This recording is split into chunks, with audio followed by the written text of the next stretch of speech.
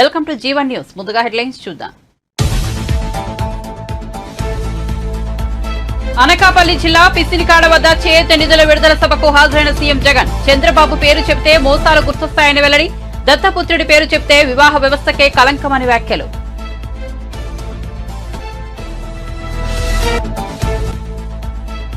తనకు ఇలాంటి వ్యక్తుల సలహాలు సూచనలు అవసరం లేదన్న పవన్. చిత్తూరు జిల్లా ఒక కుటుంబం చేతిలో బంద్ అయిందని విమర్శ. వైసీపీకి కొమ్ము కాస్తున్న పోలీసులు జాగ్రత్తగా ఉండాలని హెచ్చరిక.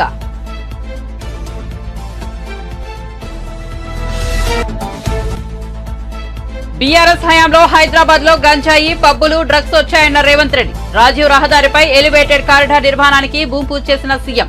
గత బీఆర్ఎస్ ప్రభుత్వం కేంద్రంతో వివాదం కారణంగా ఈ ప్రాజెక్టును పక్కన పెట్టిందనే ఆరోపణ. మంగళగిరిలో కాంగ్రెస్ సమావేశం. ప్రత్యేక హోదా అంశంపై కంటతడి పెట్టిన షర్మిల. ఇచ్చిన మాటను జగన్ మడత పెట్టారని విమర్శలు. రాహుల్ మాట వల్లే తాను ఏపీ రాజకీయాల్లోకి వచ్చానని స్పష్టీకరణ.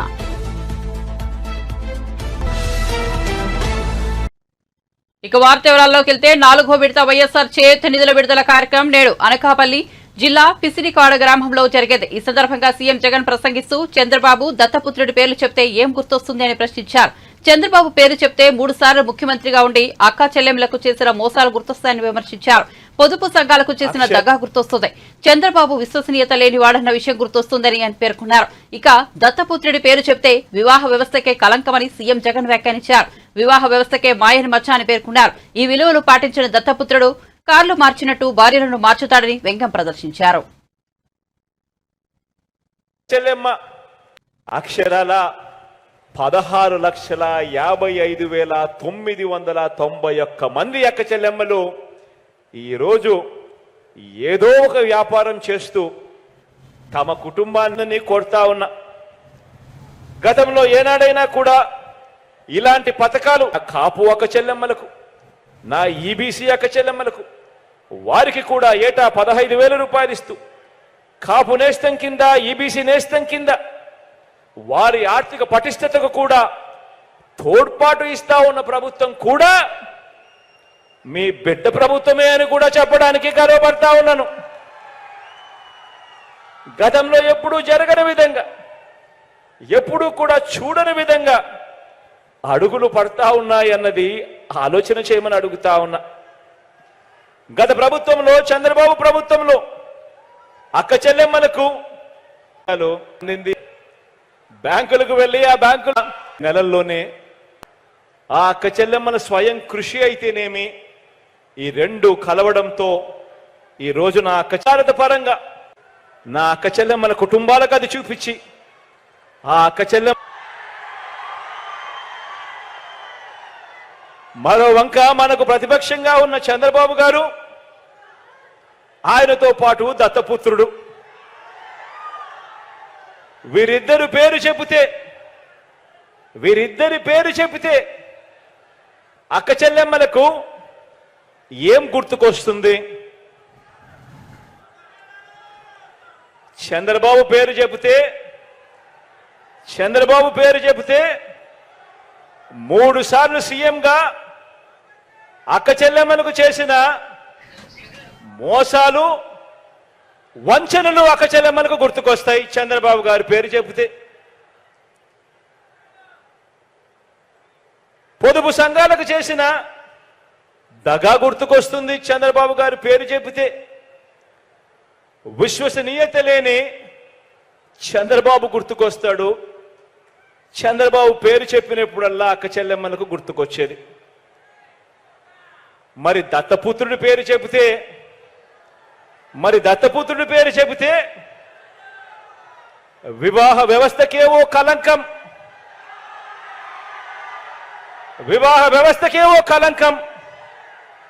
ఓ మాయని మచ్చగా గుర్తుకు వస్తాయి.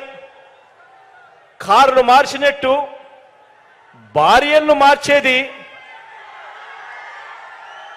కార్లు మార్చినట్టుగా భార్యలను మార్చేది ఈ విలువలు లేని ఈ దత్తపుత్రుడే అని గుర్తుకొస్తుంది.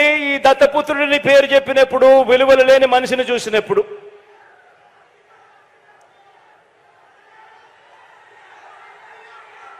వీరిద్దరూ కలిసి వీరిద్దరూ కలిసి ఇంటింటికి పంచిన వీరిద్దరి ఫోటోలతో కలిపి సంతకాలు చేసి మేనిఫెస్టో అని చెప్పి 2014లో అక్క చెల్లెమ్మలకు బీఆర్ఎస్ హయాంలో హైదరాబాద్ లో గంజాయి పబ్బులు డ్రగ్స్ వచ్చాయని ముఖ్యమంత్రి రేవంత్ రెడ్డి విమర్శించారు. సికింద్రాబాద్ అల్వాల్ టీమ్స్ సమీపంలో రాజీవ్ రహదారిపై ఎలివేటెడ్ కారిడార్ నిర్మాణానికి గురువారం ముఖ్యమంత్రి భూమి పూజ చేశారు. 11 కిలోమీటర్ల పొడవుతో 6 లైన్లతో 2,232 కోట్లతో భారీ ఎలివేటెడ్ కారిడార్ నిర్మిస్తున్నారు. ఈ సందర్భంగా రేవంత్ రెడ్డి మాట్లాడుతూ తాను ఎలివేటెడ్ కారిడార్ అంశాన్ని కేంద్రం దృష్టికి తీసుకెళ్లారని చెప్పారు. గత ప్రభుత్వం ప్రజల అవసరాలను మర్చిపోయిందని ఆరోపించారు. గత ప్రభుత్వం కేంద్రంతో వివాదం కారణంగా ఈ ప్రాజెక్టును పక్కన పెట్టిందని బీఆర్ఎస్ పై మండిపడ్డారు.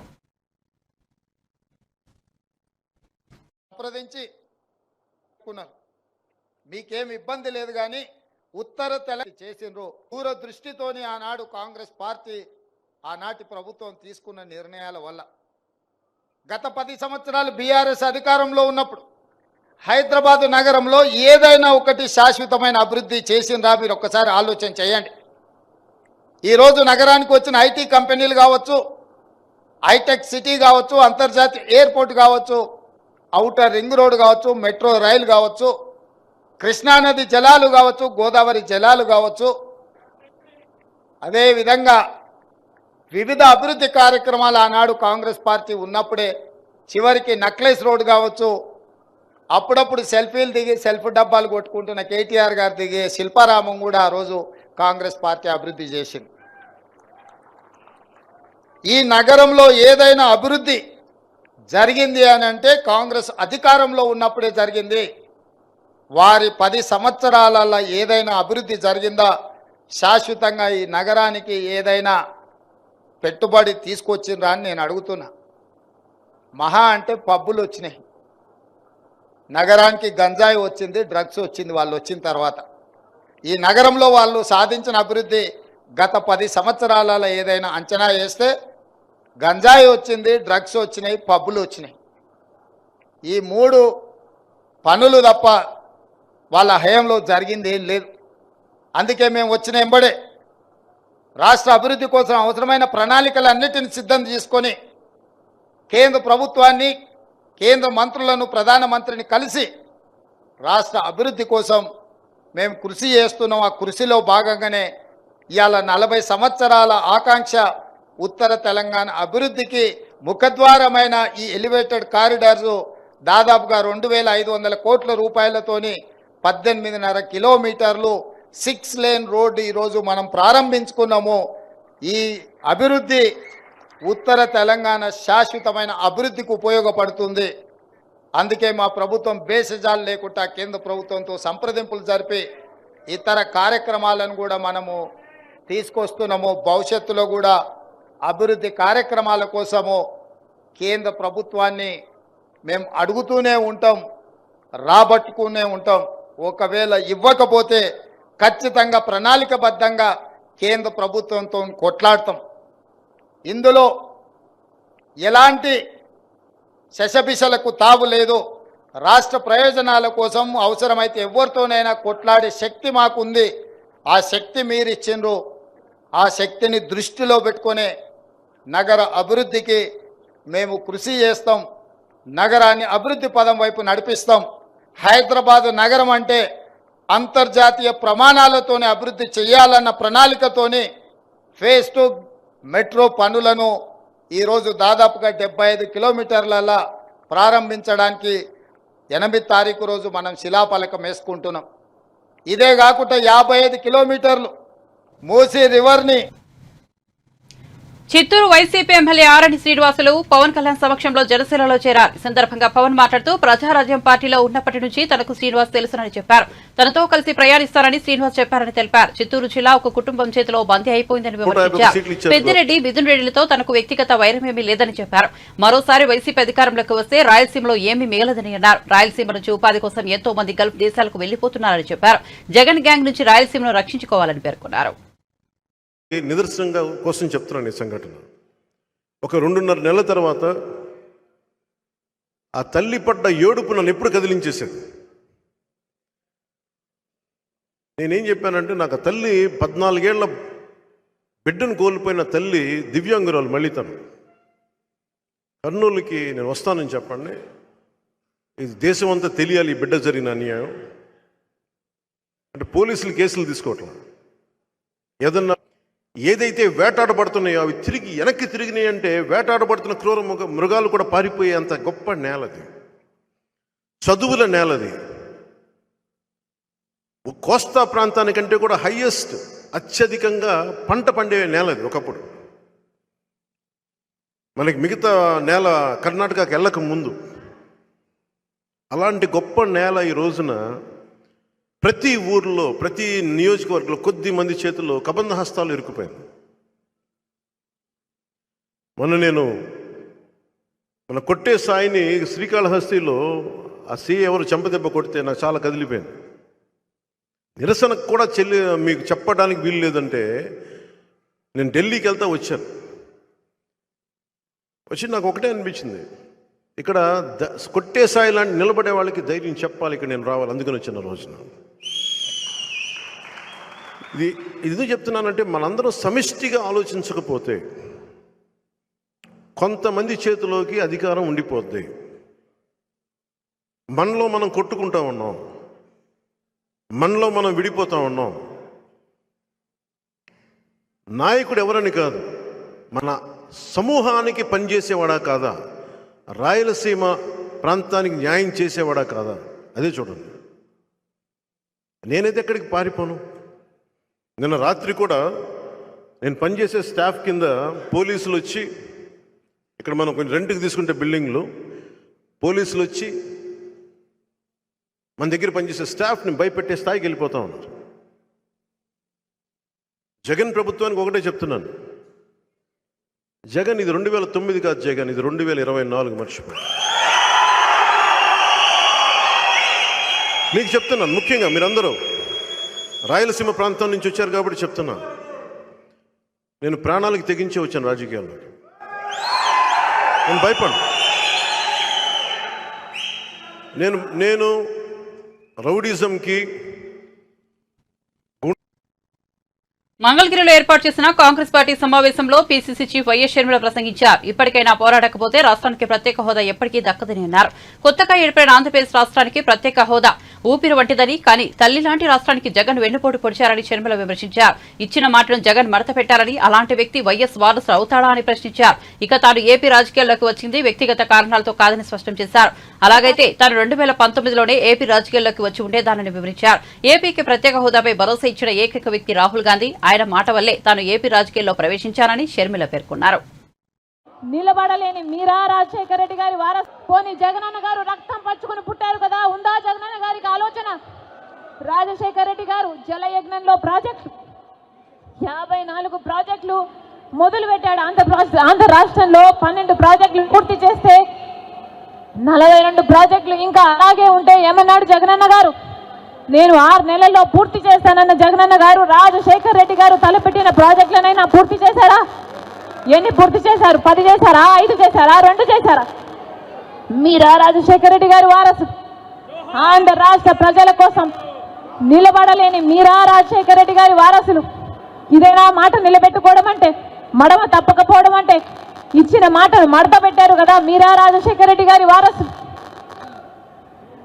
ఆలోచన చేయాలి, రాష్ట్ర ప్రజలందరూ కూడా ఆలోచన చేయాలి. ఈరోజు వ్యక్తిగత కారణాల కోసం రాజశేఖర రెడ్డి బిడ్డ ఆంధ్ర రాష్ట్ర రాజకీయాలలో అడుగుపెట్టలేదు. వ్యక్తిగత రాజకీయాల కోసమే అయితే, వ్యక్తిగత కారణాల కోసమైతే రాజశేఖర రెడ్డి బిడ్డ 2019లోనే ఆంధ్ర రాష్ట్రంలో అడుగు పెట్టాల్సి ఉంది. కానీ ఈరోజు ఆంధ్ర రాష్ట్రంలో రాజశేఖర రెడ్డి బిడ్డ అడుగు పెట్టింది అంటే ఎందుకు పెట్టింది? ఎందుకంటే ప్రత్యేక హోదా కోసం కనీసం పోరాడే వాళ్ళు కూడా లేకపోయారే అని. మనం పోరాడకపోతే ఆంధ్ర రాష్ట్రంలో ప్రత్యేక హోదా ఎప్పటికీ రాదు. కాబట్టి ప్రత్యేక హోదా ఇస్తానన్న ఏకైక వ్యక్తి రాహుల్ గాంధీ గారు. మొట్టమొదటి సంతకం రాహుల్ గాంధీ గారు ప్రత్యేక హోదా మీద పెడతానన్నారు. కాబట్టి ఆ మాట పట్టుకొని రాజశేఖర రెడ్డి బిడ్డ ఈరోజు ఆంధ్ర రాష్ట్రంలో అడుగుపెట్టింది.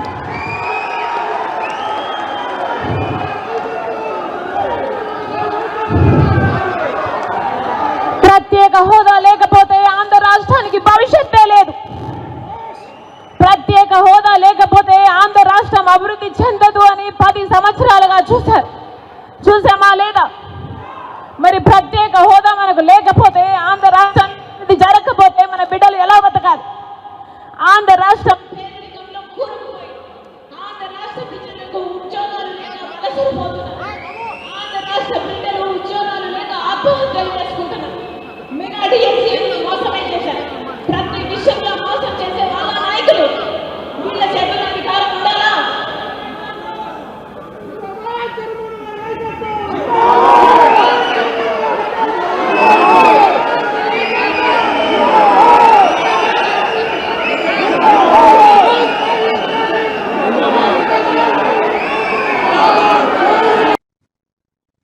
రేవంత్ రెడ్డి వ్యాఖ్యలకు BRS working president KTR counter ఇచ్చారు. రేవంత్ పక్కనే మానవ బాంబులు ఉన్నాయన్నారు కేటీఆర్. రేవంత్ కు ఫ్రస్ట్రేషన్ ఎక్కువైంది. రేవంత్ రెడ్డి 5 ఏళ్లు ముఖ్యమంత్రిగా ఉండాలి. కాంగ్రెస్ ఇచ్చిన 420 హామీలు అమలు చేయాలి. సీఎం రేవంత్ రెడ్డి నువ్వు మగాడువైతే ఇచ్చిన హామీలు నిలుపుకోవాలని, దమ్ముంటే 100 రోజుల్లో 2 లక్షల రుణమాఫీ చేయాలన్నారు. అబద్దాలు చెప్పి రేవంత్ రెడ్డి గద్దెనెక్కారని మండిపడ్డారు కేటీఆర్.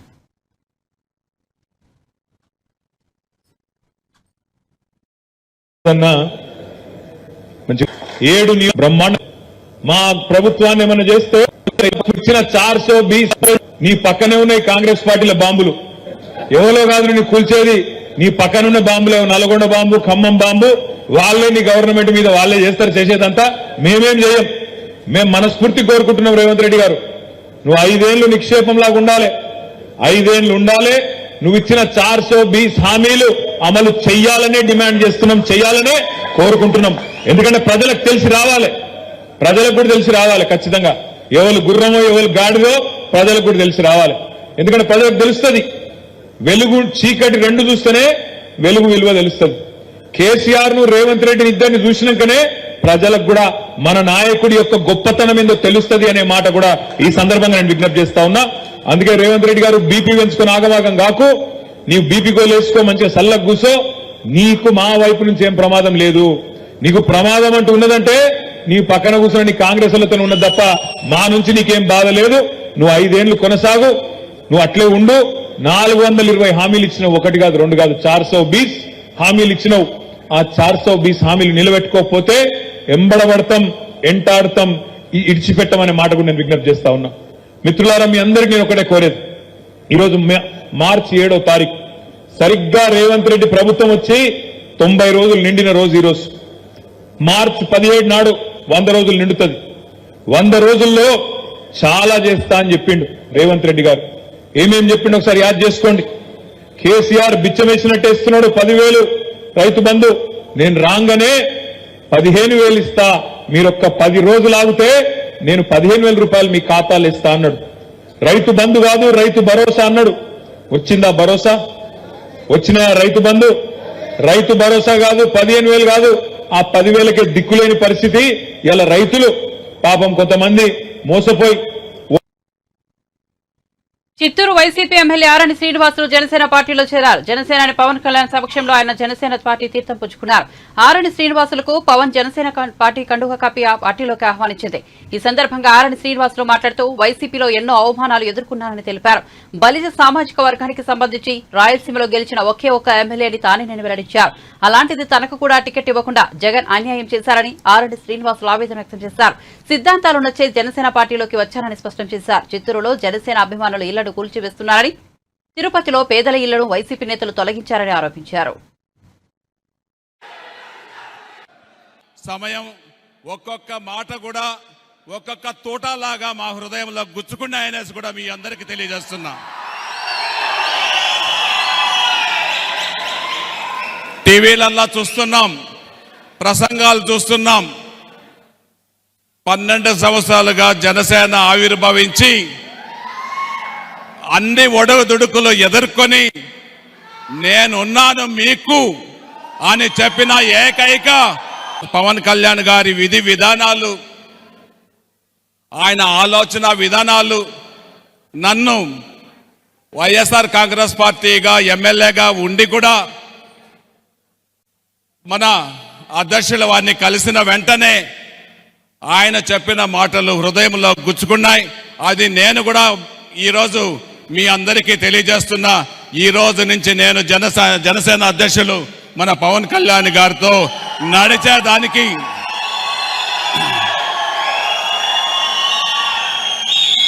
పవన్ కళ్యాణ్ గారి నాయకత్వంలో రాయలసీమను బలోపేతం చేసేదానికి నా వంతు కృషి చేస్తాననేసి కూడా ఈ సభాముఖంగా మీ అందరికీ తెలియజేస్తున్నా. మీరందరూ కూడా ఎన్నో ఒడిదుడుకులు ఎదుర్కొని మన నాయకులు పవన్ కళ్యాణ్ గారిని నమ్మి మీరు ఒక్కొక్క విలేజ్లో, ఒక్కొక్క పంచాయతీలో, ఒక్కొక్క డివిజన్లో కొంతమంది ఉన్నా కూడా మీరు సైనికుల వీర మహిళలు, చిలకలూరిపేటలో ఈ నెల 17న టీడీపీ జనసేన ఉమ్మడి మేనిఫెస్టోను విడుదల చేస్తామని నాదెండ్ల మనోహర్ తెలిపారు. టీడీపీ నేత అచ్చెన్నాయుడుతో కలిసి మీడియాతో మాట్లాడుతూ ఆయన ఈ విషయాన్ని తెలిపారు. రాష్ట్ర భవిష్యత్తు కోసమే టీడీపీ జనసేనలు పొత్తు పెట్టుకున్నాయని చెప్పారు. ఇరు పార్టీల అభ్యర్థులను ప్రకటించిన తర్వాత రెండు పార్టీల మధ్య తగాదాలు పెట్టాలని వైసీపీ నేతలు ప్రయత్నించారని మండిపడ్డారు. 10 లక్షల మందితో చిలకలూరిపేట సభను నిర్వహిస్తామని చెప్పారు. చిలకలూరిపేట సభలో అందరూ భాగస్వాములు కావాలని నాదెండ్ల కోరారు. వివిధ స్థాయిల్లో కమిటీలను ఏర్పాటు చేసి సభను విజయవంతం చేస్తామని చెప్పారు. జనసేన పవన్ కళ్యాణ్ భద్రతా సిబ్బందిని జనసేన టీంలను పోలీసులు భయభ్రాంతులకు గురి చేస్తున్నారని విమర్శించారు. ప్రతిపక్షాలను పోలీసులతో భయపెట్టాలనే ప్రయత్నాలు సఫలం కావని అన్నారు. జనసేన నేతల ఇళ్లలోకి పోలీసులు చొరవడం దారుణమని చెప్పారు. సూపర్ నిదానంతో రాష్ట్ర అభివృద్ధి లక్ష్యంగా టీడీపీ జనసేనలు ముందుకు సాగుతున్నాయని తెలిపారు. నమస్కారం. ఒక భరోసా నింపడం కోసం అంధకారంలో మన రాష్ట్రాన్ని నెట్టేశారు ఈ వైఎస్ఆర్సీపీ ప్రభుత్వం. అందులోంచి బయటికి తీసుకురావడానికి ఇరు పార్టీల నాయకులు కలిసికట్టుగా ఈ ప్రణాళికను ముందు తీసుకెళ్ళడానికి అనేక సందర్భాల్లో ఒక కొత్త ఉత్సాహం నింపడానికి వాళ్ళు చేసిన ప్రయత్నాన్ని ప్రజలందరూ కూడా గమనించాలి. చిలకలూరిపేటలో 17వ తారీఖున నిర్వహించబోయే ఈ ఉమ్మడి బహిరంగ సభ ఖచ్చితంగా ఇతర సభలతో పోల్చుకుంటే ఇది అందరం కూడా ఒక చరిత్ర సృష్టించే సభ. అందరి బాధ్యత ఉంది, అందరు దీంట్లో భాగస్వాములు అవ్వాలి. ప్రతి ఒక్కరూ ఏ విధంగా మనం ఈ సభ విజయం కోసం మనవంతు మనం సహకారం అందించగలుగుతామో ఆ విధంగా మనం ముందుకు అడుగు వేయాలని చెప్పి జనసేన పార్టీ అధ్యక్షులు పవన్ కళ్యాణ్ గారి కోరిక మేరకు మన జన సైనికుల్ని, వీర మహిళల్ని, పార్టీ నాయకులందరినీ కూడా మనస్ఫూర్తిగా ఈ సందర్భంగా వాళ్ళకి ఆహ్వానం పలుకుతున్నాం.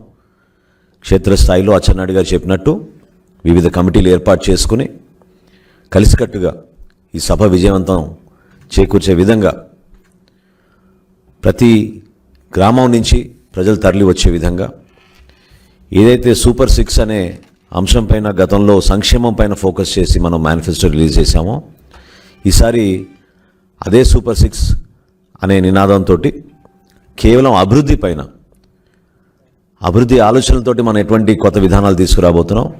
రేపటి రోజున ప్రభుత్వం ఏర్పడిన తర్వాత ప్రతి కుటుంబానికి ఆ అభివృద్ధి ఫలాలు అందే విధంగా, ప్రతి ప్రాంతానికి అభివృద్ధి ఫలాలు అందే విధంగా తీసుకున్న నిర్ణయాలు ఆ రోజున సభలో ప్రకటించబోతున్నాం.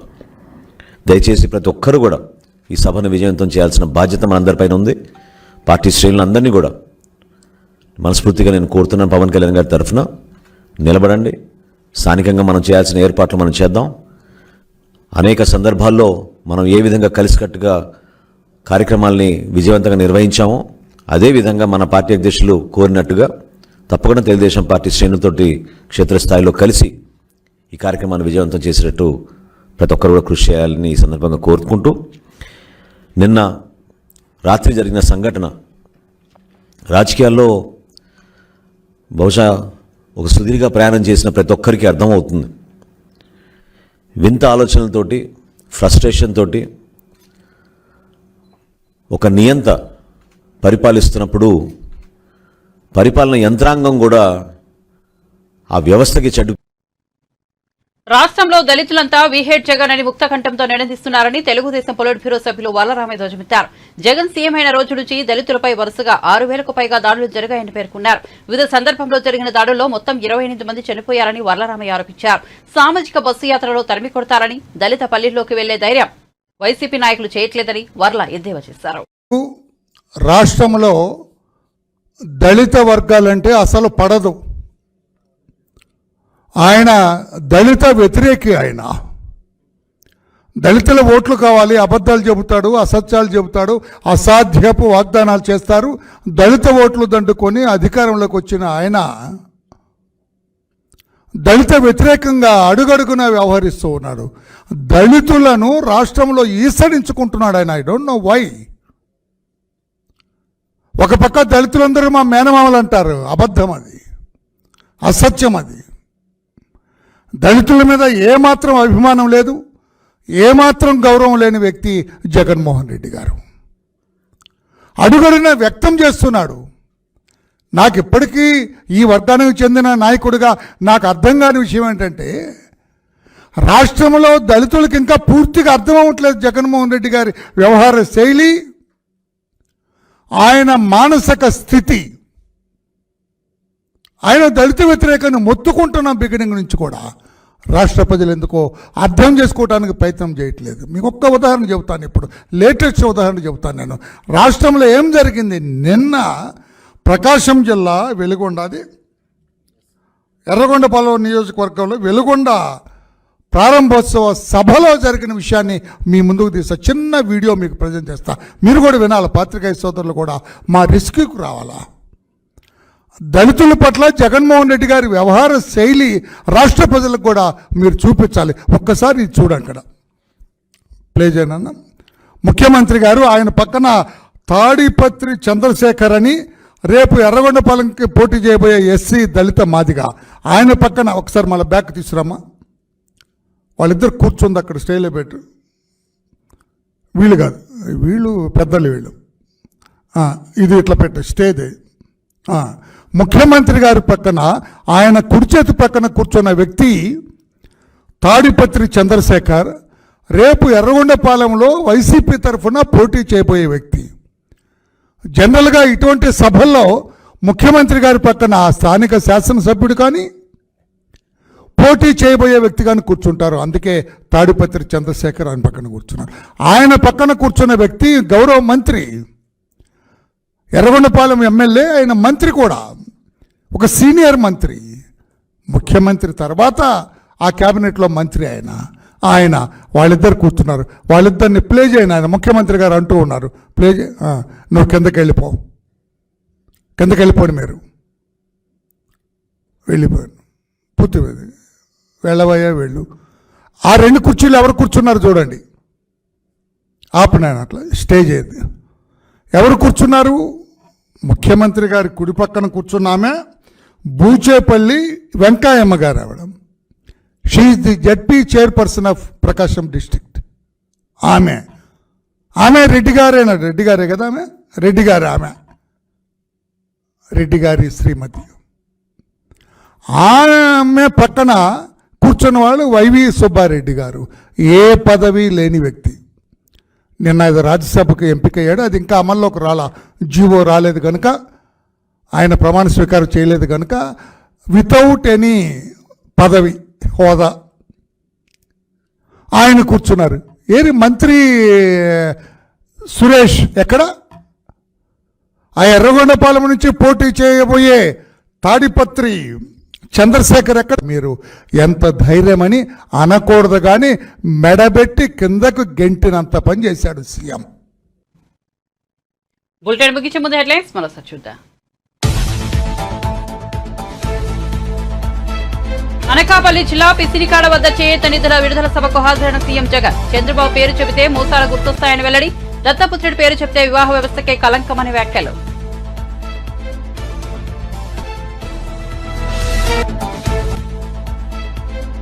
తనకు ఇలాంటి వ్యక్తుల సలహాలు సూచనలు అవసరం లేదన్న పవన్. చిత్తూరు జిల్లా ఒక కుటుంబం చేతిలో బందీ అయిందని విమర్శ.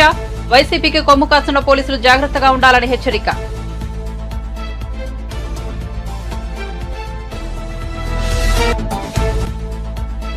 బీఆర్ఎస్ హయాంలో హైదరాబాద్ లో గంజాయి, పబ్బులు, డ్రగ్స్ వచ్చాయన్న రేవంత్ రెడ్డి. రాజీవ్ రహదారిపై ఎలివేటెడ్ కారిడార్ నిర్మాణానికి భూమి చేసిన సీఎం. గత బీఆర్ఎస్ ప్రభుత్వం కేంద్రంతో వివాదం కారణంగా ఈ ప్రాజెక్టును పక్కన పెట్టిందన్న ఆరోపణ. మంగళగిరిలో కాంగ్రెస్ సమావేశం. ప్రత్యేక హోదా అంశంపై కంటదడి పెట్టిన షర్మిల ఇచ్చిన మాటను జగన్ మడత పెట్టారని విమర్శలు. రాహుల్ మాట వల్లే తాను ఏపీ రాజకీయాల్లోకి వచ్చారని స్పష్టీకరణ. మరిన్ని అప్డేట్స్ కోసం చూస్తూనే ఉండండి జీవన్ న్యూస్.